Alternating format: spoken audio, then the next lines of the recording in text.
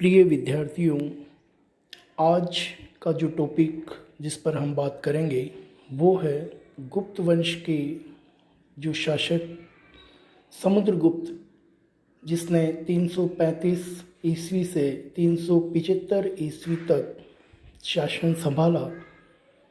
गुप्त वंश के शासकों में समुद्रगुप्त का राज्यारोहण कब हुआ, समुद्रगुप्त ने किन किन क्षेत्रों को विजित किया, इस पर हम चर्चा करेंगे। यह बिंदु बीए पार्ट प्रथम वर्ष के विद्यार्थियों के लिए है। जैसा कि आप सभी जानते हैं कि प्राचीन भारत के जितने भी राजवंश हुए हैं, उन राजवंश के शासकों ने अपने शासनकाल में विविध क्षेत्रों में कार्य किया और उनका प्रमाण हमें पुरातात्विक और साहित्यिक रूप से देखने को मिलता है। गुप्त वंश के शासकों में समुद्रगुप्त शासक महत्वपूर्ण शासक था, जिसके द्वारा अपने साम्राज्य का विस्तार किया गया। उस पर हम चर्चा करेंगे। श्रीगुप्त और घटोत्कच तो बिल्कुल ही साधारण एवं शक्ति संपन्न शासक थे। चंद्रगुप्त प्रथम उनसे कुछ अधिक सशक्त रहा, किंतु उन सबका राज्य केवल छोटे से भूभाग तक ही सीमित था। पाटलिपुत्र के निकटवर्ती भूभाग पर उनका अधिकार था, परंतु चंद्रगुप्त प्रथम के पश्चात मगध के सिंहासन पर एक ऐसा वीर पुरुष बैठा जिसने अपनी विजयों से एक विशाल साम्राज्य की स्थापना की और शताब्दियों के लिए गुप्त वंश की नींव को सुदृढ़ कर दिया गया। इस विशाल साम्राज्य का निर्माता जो था, उसका नाम समुद्रगुप्त था। इसके साथ ही गुप्तों का इतिहास भी महत्वपूर्ण हो जाता है। सौभाग्यवश तभी से हमें उसके इतिहास का पूर्ण ज्ञान होने लगता है। समुद्रगुप्त का राज्यारोहण का जो उल्लेख हमें प्राप्त होता है वो प्रयाग के अशोक स्तंभ पर उत्कीर्ण एक अभिलेख से पता चलता है कि चंद्रगुप्त प्रथम ने अपने जीवन काल में ही अपने पुत्र समुद्रगुप्त को दरबारियों और कुल के सदस्यों की उपस्थिति में अपना उत्तराधिकारी मनोनीत किया था।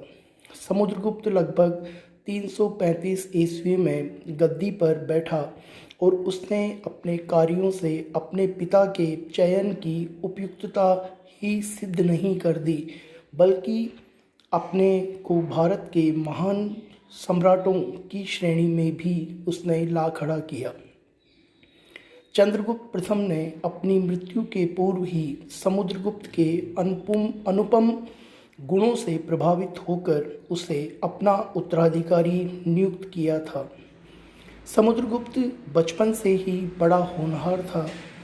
उसमें वे सभी गुण विद्यमान थे कि जो एक योग्य और कुशल शासक में होने चाहिए।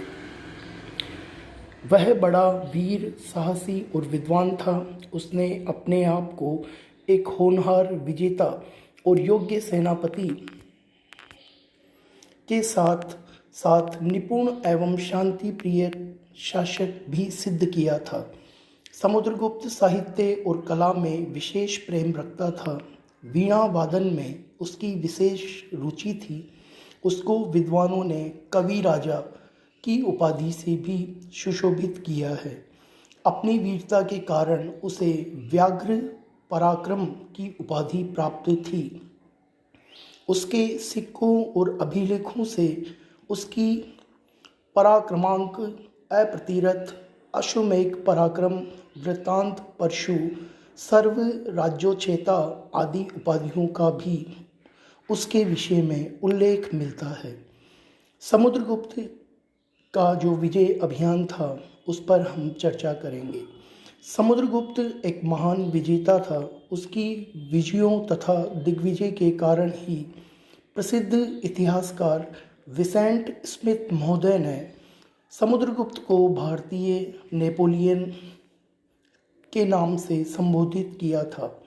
प्रयाग के प्रशस्ति स्तंभ लेख में लिखा है कि उसने सैकड़ों युद्धों में विजय प्राप्त की। उसका शरीर शस्त्रों से लगे सैकड़ों घावों से सुशोभित था। वह अपने भुजबल पर भरोसा करता था। इस अभिलेख में समुद्रगुप्त की दिग्विजय का पूर्ण वृत्तांत दिया हुआ है। यद्यपि तिथिक्रम के अभाव में समुद्रगुप्त की विजयों का क्रम निश्चित नहीं किया जा सकता, तथापि अभिलेख के आधार पर हम उसकी विजयों को निम्नांकित 5 श्रेणियों में विभाजित कर सकते हैं। पहला, आर्यावर्त यानी उत्तरी भारत के राजाओं पर जो उसके द्वारा विजय प्राप्त की गई, उसका हम वर्णन कर रहे हैं। समुद्रगुप्त ने सबसे पहले आर्यावर्त के 9 राजाओं को परास्त किया। उनकी सत्ता को पूर्ण रूप से नष्ट करके उनके राज्यों को अपने साम्राज्य में मिला लिया। अभिलेख में इन राजाओं के केवल नाम दिए गए हैं, उनके राज्यों का उल्लेख नहीं किया गया है। ये राज्य कौन थे, उनका वर्णन निम्नानुसार है। पहला रुद्रदेव, दूसरा मातिल, तीसरा नागदत्त, चौथा चंद्रवर्मन, पांचवा नागसेन, छठा अच्युत, सातवां नंदिन एवं आठवां बलवर्मन। इतिहासकारों का मानना है कि अच्युत संभवतः प्रहीछत्र यानी बरेली के निकट का शासन करता था। नागसेन नागवंश का राजा था। ग्वालियर प्रदेश स्थित पद्मावती का शासक था तथा गणपति नाग पद्मावती ग्वालियर के निकट नरवर के पद्य बाबा का राजा था। मातिल संभवतः बुलंदशहर के आसपास के प्रदेशों का राजा था। चंद्रवर्मन बंगाल के निकट पुष्करण का राजा था। नंदी विदिशा का अंतिम नागवंशी नरेश था। बलवर्मन शायद असम का राजा था। वास्तव में इन राजाओं के संबंध में निश्चित रूप से कुछ नहीं कहा जा सकता और इतिहासकारों ने जो मत प्रकट किए हैं उनमें भी मतैक्य नहीं है। समुद्रगुप्त की इस प्रकार की विजय नीति राज्य प्लवोदोरनाथ मूल कहलाती है, अर्थात समूल नष्ट करने वाली, जिसके द्वारा विजित राज्यों को उसने अपने साम्राज्य में मिला लिया था। यह उसकी अधर्म विजय कहलाती है।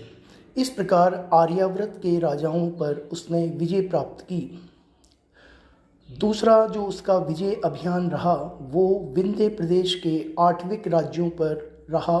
आठविक राज्यों पर जो उसने विजय प्राप्त की उसका वर्णन निम्नानुसार है। आर्यावर्त अथवा उत्तरी भारत की विजय के उपरांत समुद्रगुप्त ने विंध्य प्रदेश के लगभग 8 आठविक राज्यों को परास्त कर उनके राजाओं को का अपना परिचारक बना लिया था। ये राज्य जंगलों और पहाड़ों पर थे। इन राज्यों के नाम स्तंभलेख पर अंकित नहीं हैं। डॉक्टर विमल चंद्र पांडे के मतानुसार हमारा विचार है कि ये आठविक प्रदेशों के बीच पड़ते थे, न कि राज्यों के जो आर्यावर्त और दक्षिणापथ के बीच में पड़ते थे। इन विजयों के फलस्वरूप समुद्रगुप्त के लिए दक्षिण में भारत की विजयों का मार्ग खुल गया था। तीसरा जो उसका विजय अभियान रहा वो दक्षिण भारत की ओर रहा था। उत्तरी और विंध्य प्रदेश राज्यों को अपने अधिकार में करने के उपरांत समुद्रगुप्त ने दक्षिण के 12 राज्यों को भी परास्त किया। इन राज्यों और उनके राजाओं के नाम निम्नानुसार है।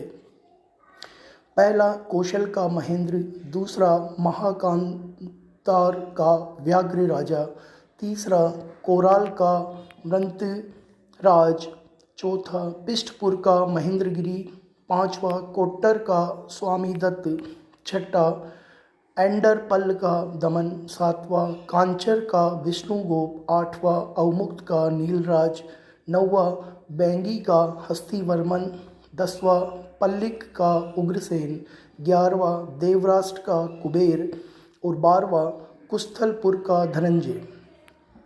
कौशल में आधुनिक मध्य प्रदेश के बिलासपुर, रायपुर और संबलपुर जिले सम्मिलित थे। महाकांतर संभवतः गोंडाना प्रदेश का था। कौशल संभवतः दक्षिण भारत का कोराड़ अथवा सोनपुर प्रदेश थे। पिष्टपुर आधुनिक पीठापुर था जो गोदावरी जिले में है। कोट्टर गंजम जिले में था। एंडर मल्ल और देवराष्ट्र संभवतः विजंगजाम जिले में स्थित थे। कांची वर्तमान कांचीवरम का प्राचीन नाम था। अवमुक्त संभवतः गोदावरी तट का क्षेत्र था। बैंगी संभवतः कृष्णा और गोदावरी के बीच स्थित कोई प्रदेश था। पल्लिक कृष्णा जिले में था। कुरुस्थलपुर उत्तरी अरकाल में स्थित कोट्टर का पुराना नाम था।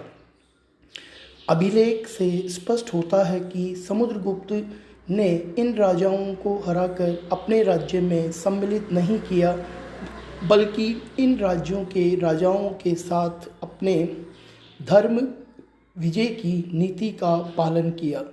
सुदूर दक्षिण के भारतीय राजाओं के साथ उसने इस उदार नीति का पालन करके अपनी राजनीतिक दूरदर्शिता का परिचय दिया। उसने पराजित राजाओं से उपहार और कर ग्रहण करके उनका राज्य उन्हें वापस लौटा दिया। समुद्रगुप्त की यह नीति भ्रष्ट राज्योत्पन्न राजवंश प्रतिष्ठा अर्थात ग्रहण मोक्षानुग्रह की नीति कहलाती है, जिसके अनुसार उसने राज्यों को विजित कर अपने अधीन बनाकर छोड़ दिया। वस्तुतः उस युग में आवागमन के साधन इतने कठिन थे कि पाटलिपुत्र से इतनी दूर के राज्यों पर सीधा शासन करना संभव नहीं था। यह उसकी बुद्धिमत्तापूर्ण व व्यवहारिक नीति का परिचायक है।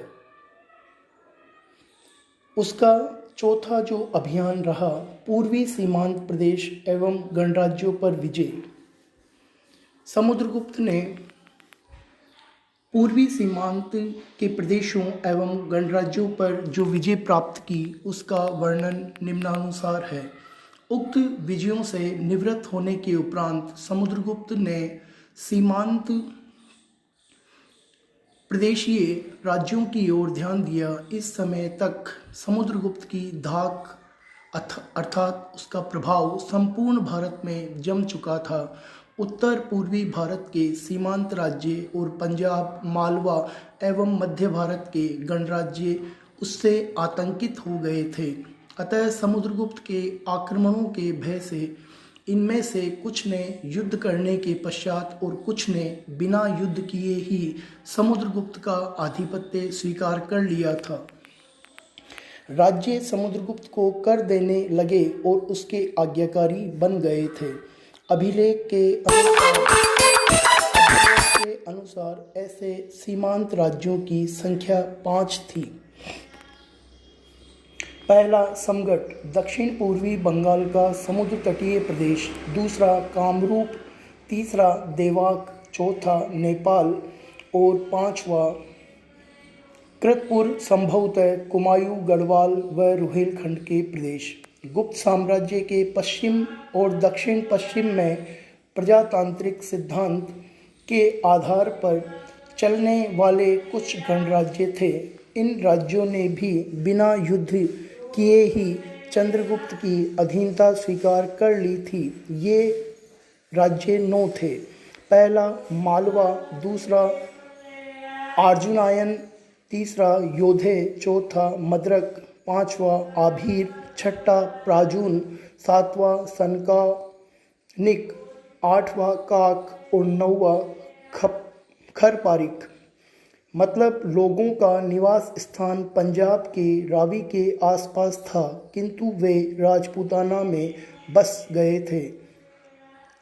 अर्जुनायन संभवतः वर्तमान जयपुर, अलवर और भरतपुर प्रदेश में बसे हुए थे। योधे लोग संभवतः राजस्थान के उत्तर में बहावलपुर के निकट बसे हुए थे। मद्रकों का रावी और चिनाव के बीच के भागों पर अधिकार था। आभीरों का राज्य संभवतः झांसी भिलसा के बीच स्थित था। प्रार्जुन लोग संभवतः मध्य प्रदेश के नरसिंहपुर जिले में रहते थे और सानोक जाति भी भिलसा के आसपास ही कहीं निवास करती थी। काक सनकानिक के पड़ोसी थे और खरपरिक संभवतः मध्य प्रदेश के दमोह जिले के निवासी थे।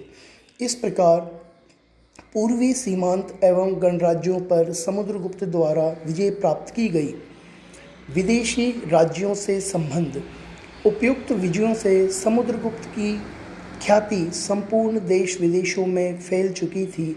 शक्ति से भयभीत और आतंकित विदेशी राज्य उसकी मैत्री की अभिलाषा करने लगे थे। समुद्रगुप्त भी जो एक चतुर राजनीतिज्ञ था, उसने अपने राज्यों की सीमाओं से परे के राज्यों के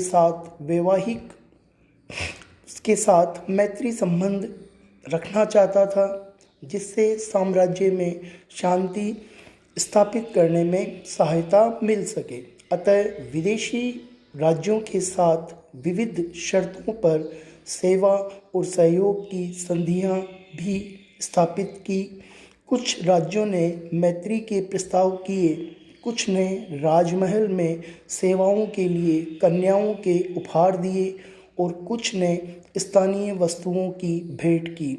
अभिलेखों से पता चलता है कि लंका के राजा मेघवर्ण ने बहुमूल्य उपहारों के साथ अपना दूत समुद्रगुप्त के दरबार में भेजा और गया में श्रीलंका से आने वाले बौद्ध यात्रियों के विश्राम के लिए एक मठ बनवाने की भी अनुमति समुद्रगुप्त से उसने मांगी।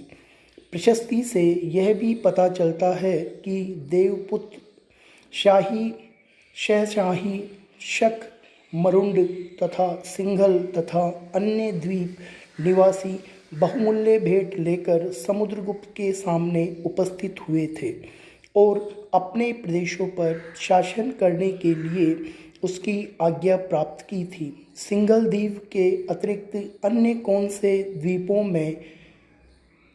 द्वीपों के निवासियों ने समुद्रगुप्त की अधीनता स्वीकार की थी, यह कहना कठिन है। कुछ विद्वानों का मानना है कि मलाया द्वीप समूह, जावा, सुमात्रा आदि द्वीपों ने भी किसी अंश तक समुद्रगुप्त की अधीनता को स्वीकार किया था। इस प्रकार विदेशी राज्यों से उसके संबंध बनने लगे थे। समुद्रगुप्त का जो साम्राज्य विस्तार है, उसके विषय में हम चर्चा करेंगे। समुद्रगुप्त ने एक विशाल साम्राज्य की स्थापना की। पूर्व में पूर्वी नोक को छोड़कर संपूर्ण बंगाल और तक का राज्य उसके राज्य में सम्मिलित था।